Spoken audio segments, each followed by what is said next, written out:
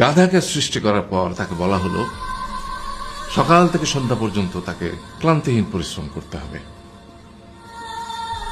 সারা জীবন তাকে পিঠে ভারী বোঝা বইতে হবে, খেতে পাবে শুধু ঘাস, আর তার মাথায় কোনো বুদ্ধি থাকবে না।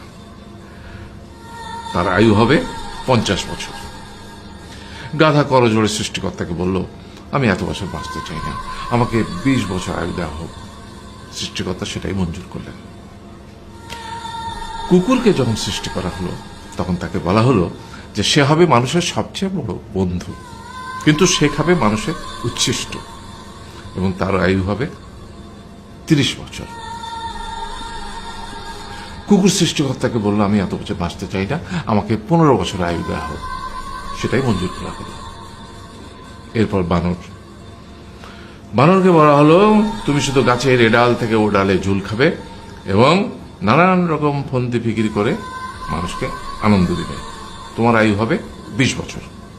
বানর বলল, আমি 20 বছর বাঁচতে চাই না, আমাকে 10 বছর দেওয়া হোক। সেটাই মঞ্জুর করা হলো। এবার এলো পুরুষ মানুষের পালা। তাকে বলা হলো যে তুমি হলে প্রাণীকুলের মধ্যে সবচেয়ে বিচক্ষণ এবং বুদ্ধিমান, সেই জন্য তোমাকে প্রাণীদের শিরোমণি করা হলো এবং তোমার আয়ু হবে 20 বছর। তখন পুরুষ মানুষ বলল, করজোড়ে বলল সৃষ্টিকর্তাকে যে 20 বছর আয়ু অত্যন্ত কম, হে প্রভু, আমাকে ওই গাধার সে যে 30 বছর আয়ু চায়নি সেটা আমাকে দেয়া হোক, ওই যে কুকুর 15 বছর ফিরিয়ে দিয়েছিল সেটাও আমাকে দেয়া হোক, আর যে বানর 10 বছর নেয়নি সেটা আমাকে দেয়া হোক। 20 বছর অত্যন্ত কম, আমি দীর্ঘদিন বাঁচতে চাই। সৃষ্টিকর্তা সেটাও মঞ্জুর করলেন। তারপর কি হলো?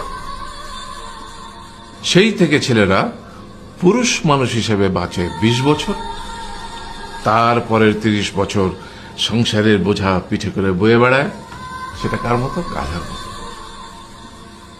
তারপরের 15 বছর সে তার ছেলে মেয়েরা যা দেয় সেই রকম ঠিক কুকুরের মতো উচ্ছিষ্ট খেয়ে বাঁচে। আর তারপরে বৃদ্ধ বয়সে ঠিক বানরের মতো, যেমন গাছের এডাল থেকে ওডাল ঝুল খায় বানর, তেমনি এই ছেলের বাড়ি থেকে ওই ছেলের বাড়ি, আর নানান রকম ফন্দি ফিকির করে তার নাতি নাতনিদের আনন্দ দেওয়ার চেষ্টা করে।